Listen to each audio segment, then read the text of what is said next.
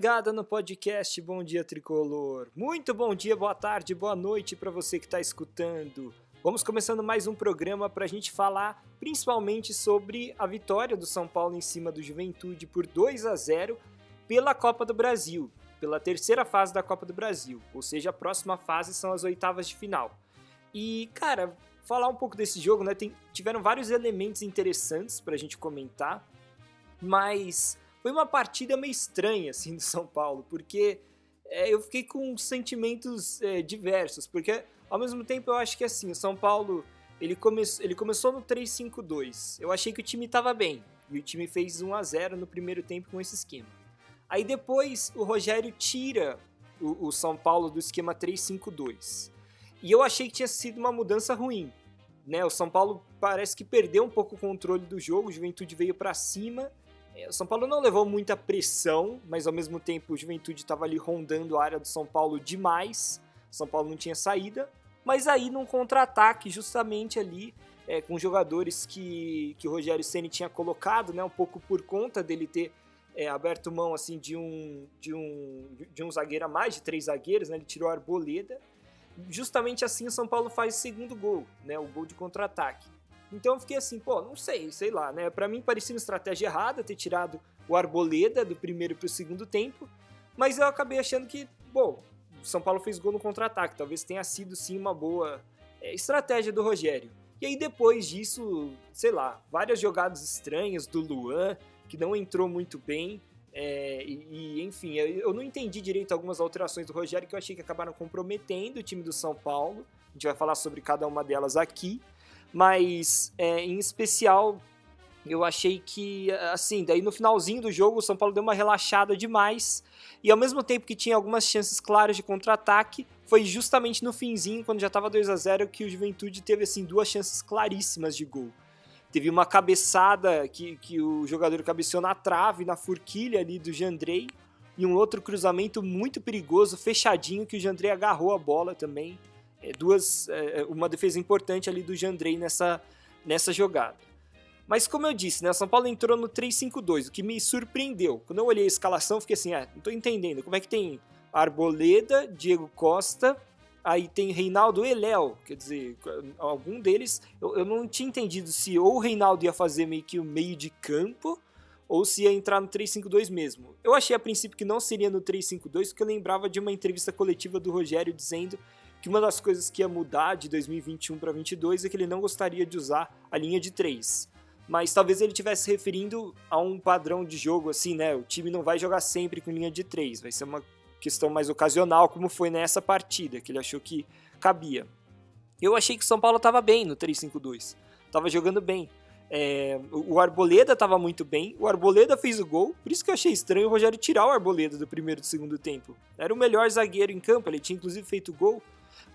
Mas o Diego e o Léo também não foram mal. Achei que eles deram conta do recado quando ficaram só os dois ali. Mesmo assim, eu achei estranha a saída do Arboleda por conta disso. Bom, daí no meio de campo, né, tinha lá Igor Vinícius, Igor Gomes, Gabriel Neves, Reinaldo e o Alisson. Então, o meio de campo ali basicamente, né, com Igor Vinícius de um lado e Reinaldo do outro, como pontas, como alas, aliás. No meio, o Igor Gomes, que vem jogando sempre, o Alisson também. E o Gabriel Neves foi a novidade, assim, né, de primeiro volante para esse primeiro tempo. Eu acho que o Rogério Ceni não quis colocar, por exemplo, o Igor Gomes como primeiro volante, que nem ele vinha testando, por achar que era um jogo perigoso, que precisava um pouco mais de defesa, né? O Igor Gomes é um jogador que ele se esforça bastante, mas não é exatamente primeiro volante. E como ele tá sem o Andrés Colorado, que se machucou, ele tinha a opção de Luan e Gabriel Neves. E acabou optando pelo Gabriel Neves, pelo uruguaio. Se bem que assim, os dois jogaram 45 minutos, né? Então, os primeiros 45 foi o Gabriel Neves, depois o Luan. O Gabriel Neves não acho que fez uma grande partida. Eu acho que ele tá um pouco sem ritmo de jogo. Mas o Luan, ele entrou, e apesar dele ser, pra mim, mais jogador do que o Gabriel Neves, pelo menos ele já mostrou até hoje isso e tal, ele tá muito fora de ritmo. Achei mais fora de ritmo do que o Neves, porque ele errou várias bolas, não acertava uma ali no meio de campo.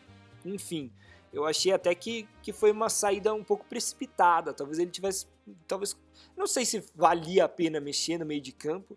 Talvez assim, o Rogério achasse que o Luan estava melhor que o Neves, mas em campo não foi isso que a gente viu. Não que o Neves também tenha sido grande coisa, mas eu acho que fisicamente ele estava pelo menos um pouco melhor do que o Luan, para poder correr mais e tal. Enfim, então achei que foi uma mexida esquisita e desnecessária ali no meio de campo. Também é verdade que o Luan começou mal e ele foi melhorando um pouquinho, assim. Parece que ele foi ganhando ritmo ao longo do jogo, sabe? Ele foi entrando mais no ritmo da partida. E na frente, né, começaram Éder e Caleri. Eu achei que os dois foram bem, brigaram bastante. Nenhum dos dois fez gol. E nem o Luciano, que entrou depois, acabou fazendo gol. Mas vários jogadores foram bem. E assim, além desses, né, deixa eu pegar aqui para não esquecer de ninguém. O Patrick entrou no comecinho do segundo tempo. Achei que o Patrick foi bem de novo. E achei que era um jogo bom para o Patrick, porque o São Paulo estava errando muitos passes na transição. E o Patrick é um cara que normalmente conserta um passe meio errado, consegue roubar bolas e também é um cara que tem bastante técnica. Então ele erra poucos passes, normalmente cria jogadas, né? Ele valoriza a posse de bola. O Marquinhos também entrou para dar uma correria. O Rigoni também um pouquinho mais pro final do jogo, além do Luciano, como eu já tinha dito, né? Então, assim, né, se a gente for avaliar, acho que eu gostaria de destacar, assim, o Igor Vinícius é um caso muito, muito engraçado também, né? Porque ao mesmo tempo que ele fez o gol, cara, ele é um lateral que ele tem uma velocidade muito boa, ele tem um vigor físico, é um cara que normalmente não se lesiona, tá sempre à disposição. Ele se posiciona bem, tem facilidade para, com essa velocidade, fazer a ultrapassagem, chegar na linha de fundo para fazer o cruzamento, mas o cara é lateral e não acerta um cruzamento. Não tem um cruzamento dele que seja perigoso, que seja mais ou menos. Ele normalmente ele só acerta quando é um passe, não um cruzamento. Quando ele olha para a área, ele vê aquele multidão de gente ali para cabecear e vê alguém atrás que ele consegue dar um passe rasteiro, daí ele acerta o passe. Mas de cruzamento mesmo, sério, parece que ele cruza meio de qualquer jeito. Ele chega no fundo e daí, bum, dá um chute ali no meio da área pra ver o que acontece. Parece que ele não olha, não pensa, não calcula minimamente assim para onde ele vai jogar a bola. Ao mesmo tempo, o cara fez um gol, fez o segundo gol do São Paulo, que foi importante para dar uma tranquilizada. A partir dali que deu a impressão de que realmente o São Paulo ia vencer a partida, né? Que não corria mais riscos. Então, um cara, sei lá, um cara de altos e baixos. Ele foi de altos e baixos ao longo da partida e eu acho que ele é um cara assim, né? Mas assim, galera, falando um pouquinho sobre o resultado, acho que o mais importante era vencer, né? Mais importante do que qualquer coisa. Porque o São Paulo precisava passar de fase para a Copa do Brasil. Porque imagina se ele fosse eliminado agora. Ia ficar uma pressão muito grande para cima do time. Ia ficar só com duas competições, Brasileirão e a Sul-Americana. Claro que o time está bem nessas duas competições, mas mesmo assim eu acho que seria uma frustração grande para essa equipe já ser eliminada. E vamos ser honestos, né? O São Paulo pegou um dos adversários mais difíceis que poderia pegar nessa terceira fase de Copa do Brasil. Pegou um time de Série A, e não é um time de Série A que tá muito mal, assim, nossa, tá a passeio na Série A. O Juventude tem feito bons jogos, tem arrancado pontos de adversários bons, né, de times grandes e que tem elencos bons. Então, assim, eu não acho que também a gente também tivesse que esperar uma super atuação do São Paulo e tal. E é claro que a gente tem que considerar também que São Paulo jogou na Arena Barueri, que não é o Morumbi. É um público bom, a torcida ajudou, mas é claro que se fosse no Morumbi, que o gramado do Morumbi, que é muito melhor, com a torcida no Morumbi, que compareceria em maior número, né? Num horário um pouco melhor, talvez também, se o jogo não fosse 7h30 da noite, numa quinta-feira, talvez tivesse sido mais fácil, né? Porque, enfim, também não era a casa do São Paulo, mas não era o lugar onde o São Paulo normalmente joga, né? Era mando do São Paulo, mas não era a casa do São Paulo, né? Onde ele se sente mais confortável para jogar. E, para mim, o mais importante era resultado. Tinha que passar do Juventude. Não importava como. Se fosse, sei lá, um gol de pênalti, enfim. Mas tinha que passar e o São Paulo passou, segue vivo nas 3 competições que está disputando. E isso é muito mérito também do Rogério Ceni, que tem rodado bem o time do São Paulo e tal. E apesar de eu falar aqui que eu discordo de uma alteração ou outra tal, fato é que o cara tá indo muito bem. Ele tá lesionando poucos jogadores, poupando bastante, né? Muito mérito dele o São Paulo não ter muitas lesões, porque ele fica fazendo rodízio do time. e ao mesmo tempo ele está conseguindo ir bem nas 3 competições, está vivo nas 3, apesar de ter falado que de ter nitidamente dado menos prioridade para Copa Sul-Americana, né, onde o São Paulo está jogando mais com jogadores reservas e tal, mesmo assim o time reserva tem vencido os jogos e o São Paulo está vivo nas 3. Bom, galera, vamos falar um pouquinho sobre a entrevista coletiva do técnico Rogério Ceni. Ele falou sobre vários assuntos interessantes, colocou bastante personalidade nessa entrevista também, então vamos falar um pouquinho sobre esses assuntos. Bom, primeiro ele fez uma análise geral da partida, aí ele falou que estava preocupado com tomar gols em inversões de bola, né? Então por isso que ele optou pelo esquema de 3 zagueiros, porque aí defenderia com uma linha de 5. Né? Deu como exemplo os gols que o São Paulo tomou em inversão de bola contra o Fortaleza na última partida, o gol do Pikachu, e também no jogo de ida da Copa do Brasil contra o próprio Juventude. Então, daí ele falou também que a ideia era colocar o Nestor como primeiro volante, mas o Nestor passou mal um pouco antes da partida, e aí ele optou por colocar Gabriel Neves e o Igor Gomes nessa primeira linha de volantes, porque, segundo ele, nenhum desses dois, ou melhor, o Gabriel Neves não consegue atuar exatamente como primeiro volante, ele prefere jogar numa linha de 2, né, ao lado de outro volante. Então, a ideia foi substituir um que é bem primeiro volante por 2. Ele falou também que o Luan não teria condições, né, de jogar 90 minutos. E aí ele falou que funcionou bem a estratégia de 3 zagueiros até os 30 do primeiro tempo. Depois ele achou que o time não estava bem, que o Juventude estava pressionando muito. Então ele optou por, no segundo tempo, tirar o Arboleda, voltar a defender com uma linha de 4. E aí ele falou que achou que o time se comportou bem defensivamente até o momento que o Juventude colocou 2 camisas 9, que aí complicou um pouquinho para os zagueiros ali do São Paulo. Mas ele também falou muito bem do Diego Costa, depois perguntaram sobre o Diego. O Rogério acabou falando que ele achou que o Diego, ao lado do Léo e do Jandrei, foram os melhores em campo. Também perguntaram aí por que o Pablo Maia, né, não veio então para jogar como primeiro volante. O Rogério falou que a ideia era deixar o Pablo Maia descansando porque o Nestor vinha para o jogo, e aí é claro que foi meio que por água abaixo, porque o Nestor sentiu pouco antes da partida, daí não teria como trazer o Pablo Maia para jogar. Daí também o Rogério falou sobre alguns outros assuntos, né? Perguntaram sobre o desempenho do time e tal. E o Rogério, de uma maneira geral, disse que não está muito feliz com o desempenho do São Paulo. Ele até usou uma frase que é a seguinte: tem derrota que preocupa nos 15 primeiros minutos, mas depois você sai com a cabeça erguida. E também tem vitórias que você fica feliz no começo, mas depois, nos dias seguintes, você fica preocupado.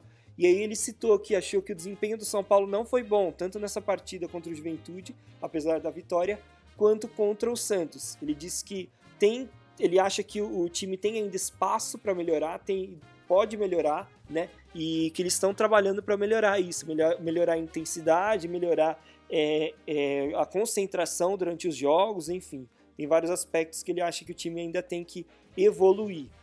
Também perguntaram para ele sobre o quanto facilita o time não ter que viajar, porque agora o São Paulo vai ter uma sequência de jogos aí que ele não vai sair de São Paulo, vai ter até jogo fora de casa, por exemplo, mas vai ser contra o Corinthians, então vai ser dentro da cidade. E aí ele falou, nossa, facilita muito, porque cansa muito você ficar esperando no aeroporto, aí tem a viagem, aí você dorme mal, é uma série de fatores que desgasta mais você viajar. E aí ele falou também que, assim, daí ele complementou falando, né, porque agora, por exemplo, os jogadores vão para casa dormir, daí vai ter jogo no domingo, então vai dar para descansar. Só que aí ele fez uma correção, falou assim, não sei se vão, mas deveriam ir para casa. Foi até engraçado, assim, né, quase um puxão de orelha, falando assim, galera, tem que ir para casa descansar, nada de comemorar. Bom, outra questão aqui que o Rogério falou, perguntaram sobre a pressão que os jogadores sofrem e tal. Aí ele falou que é normal, tal, mas ele fez um comentário muito interessante. Ele pegou o celular e falou assim, eu não escalo por isso aqui, e apontou para o celular. Né? E aí ele falou, tem gente que escala olhando isso daqui. Ou seja, em outras palavras, dizendo assim, tem gente que escala pela pressão das redes sociais. Eu não escalo, eu escalo vendo o que eu vejo no dia a dia, o trabalho dos jogadores que eles me apresentam nos treinos e pelas minhas convicções. E também perguntaram para o Rogério sobre o fato dele, se ele acha urgente o São Paulo trazer mais zagueiros, agora que ele começou a usar a linha de 3. Ele falou que não, ele falou que o Luizão, que é um garoto da base, já vem treinando bem, inclusive já jogou, né, pelo time profissional, entrou em campo contra o Everton na partida lá no Chile. e também disse que, assim, que ele não pretende usar sempre a linha de 3. Ele falou que foi mais uma questão dessa partida, principalmente porque o São Paulo não estava com o primeiro volante forte ali à disposição, vamos dizer assim. E, enfim. Uma outra questão que esqueci de falar é que ele disse que quando ele tirou o Arboleda do jogo, no intervalo, foi porque o Arboleda tinha cartão amarelo e também porque o Diego Costa recebeu 3 amarelos no Brasileirão, não vai jogar a próxima partida. Então, ele preferiu tirar o Arboleda para deixar o cara mais inteiro, porque ele vai provavelmente jogar, né, a próxima partida do São Paulo pelo Brasileirão. Bom, pessoal, 2 outras notícias foram repercutiram bastante, né, no noticiário do São Paulo, que são 2 jogadores que podem estar de saída do time. O primeiro que eu gostaria de comentar aqui com vocês é o Thiago Volpi, o goleiro que virou reserva do São Paulo nessa temporada. O Jandrei vem bem. O Volpi recebeu uma sondagem do Toluca, time do México. Para lembrar, né, galera, o Volpi fez a grande maioria da sua carreira no futebol mexicano. Ele era goleiro do Querétaro. Ele não chegou a ser goleiro do Toluca, mas o atual técnico do Toluca já foi treinador do Volpi. Então ele que indicou, falou assim, traz o Volpi, tal, de confiança.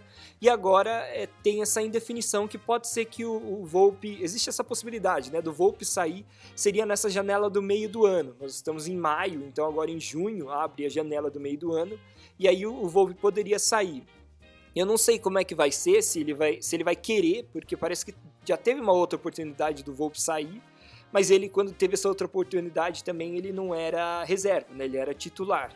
Então fica na dúvida, não sei se o Volpi vai querer, se ele ainda quer ficar no São Paulo. Ele é um cara que sempre se dedicou muito ao São Paulo, ele teve ali um período que não foi tão bem, mas sempre foi um cara muito bom de grupo, né, que mesmo na reserva nunca reclamou, apoia o time e tal. Então ele tem um bom relacionamento com todo mundo. Então não sei, vai depender mais da vontade dele e também um pouco da vontade do São Paulo. Eu acho que o São Paulo, a princípio, eu tenho a impressão que negociaria o Volpi, porque o Volpi é um goleiro reserva e é um reserva caro. Jogadores que passaram pelo futebol mexicano recebem bem. Então o salário do Volpi não é barato. Aí talvez pintando uma proposta aí que não deve ser muito alta, o Volpi não é um jogador jovem mais, mas é goleiro, então o goleiro também normalmente, né, tem a carreira mais alongada do que um jogador de linha, né, joga aí pelo menos até uns 35 em alto nível. Eu acho que ele ainda pode ser vendido por um valor honesto, um valor bom e um valor que seja importante para os cofres do São Paulo. Eu acho que a questão que mais vai pesar nessa situação é a financeira.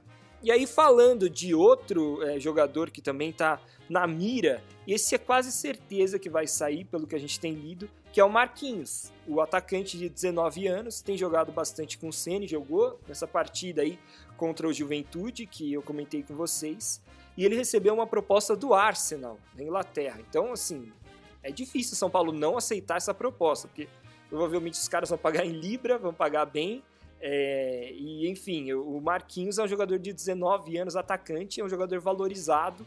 O São Paulo provavelmente vai receber uma grana bem alta por essa transação.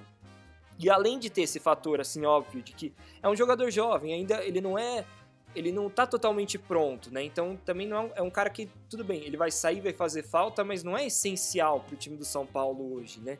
Então eu acho que assim, a saída dele é vista como assim, eu acho, né, que se vier um valor alto, o São Paulo vende, porque não tem, ele não vai fazer tanta falta pro elenco e ao mesmo tempo vai ser um valor muito alto, porque o cara tem só 19 anos, então tem muito potencial, teoricamente. Então acho que o São Paulo vai acabar negociando o Marquinhos, e tem um outro fator também que leva o São Paulo a querer negociar o Marquinhos, que é a situação contratual dele. Porque é o seguinte, Marquinhos tem um contrato com o São Paulo até o final de 2024, só que esse contrato, ele fez, a primeira vez ele foi assinado quando o Marquinhos tinha 16 anos, né? Então faz 3 anos. Ou seja, segundo a lei brasileira, a Lei Pelé, né, a lei que rege essas questões contratuais de jogadores brasileiros, o Marquinhos está regularizado, ele tá tudo ok, ele tem um contrato com o São Paulo e tem que cumprir, né, tal. Agora, segundo a lei da FIFA, a regra da FIFA, um jogador não pode fazer esse tipo de contrato com 16 anos, que foi com o que ele fez, né? Então, se o Marquinhos quisesse, né, ele poderia recorrer à FIFA para conseguir sair do São Paulo no meio do ano. Foi isso que eu li, porque aí, enfim, eles entrariam com recurso tal, e acho que a lei internacional da FIFA se sobreporia, vamos dizer assim, né? Ficaria à frente dessa lei Pelé, que é a lei que existe no Brasil. Mas assim, isso não quer dizer, não tô falando que o Marquinhos está procurando e que ele quer entrar com esse recurso, eu tô falando que é uma possibilidade. E o São Paulo sabe dessa possibilidade, então o São Paulo quer se precaver disso e vender o cara quanto antes, para não correr o risco dele sair de graça, entendeu? Então essa que é a situação, por isso que é um outro motivo que leva a gente a crer que o São Paulo vai sim vender o Marquinhos. E enfim, eu acho que vai ser bom para o São Paulo no final das contas. É claro que, se você vende jogador, você sempre perde um pouco tecnicamente e tal. Nenhum desses jogadores, quer dizer, o Volpi tá um pouco mais reservão, mas o Marquinhos não é que tá sobrando ali, não tá fazendo nada, ele tá sendo sempre utilizado pelo Ceni. Mas ao mesmo tempo, se vier uma grana alta, a gente sabe que a situação financeira do São Paulo é difícil. Então, às vezes é melhor pro time, é melhor pensando a longo prazo, vender por uma grana alta, que deve ser a grana que o Arsenal está oferecendo. A gente ainda não tem informação de valores, mas enfim, é bem provável que seja um valor bem considerável. Bom, galera, eram essas todas as informações que eu queria passar para vocês no episódio de hoje. Lembrando que agora, pessoal, o São Paulo tem uma sequência de jogos dentro de casa, né? Ou melhor, jogos em São Paulo. Porque assim, ele vai ter jogo dentro de casa, né? Na próxima rodada do Brasileirão, o São Paulo enfrenta o Cuiabá no Morumbi, no domingo, 4 horas da tarde. E depois ele vai ter, como eu disse, uma sequência em casa, porque ele vai ter jogos aí do Campeonato Brasileiro, quer dizer, que fora de casa contra o Corinthians, ou seja, jogo também em São Paulo, não vai precisar viajar. E depois terão jogos também aí de Campeonato Brasileiro no Morumbi e tal, e os outros jogos de Sul-Americana que estão por vir são no Morumbi. Então, se o São Paulo teve uma sequência muito difícil, logisticamente falando, né? Principalmente, o que chamou a atenção foi aquela viagem de Vinha del Mar para Fortaleza. Agora ele vai ter uma sequência legal dentro de casa, né? Sem sair de São Paulo, para poder encaixar uma boa sequência e, quem sabe, até dar uma alavancada na posição dele no Campeonato Brasileiro. Lembrando, então, o próximo jogo do São Paulo contra o Cuiabá, no domingo, 4 horas da tarde, no Morumbi. Esse jogo que provavelmente vai ter transmissão tanto do Premiere quanto da Globo. Muito obrigado por escutarem, galera, e até a próxima.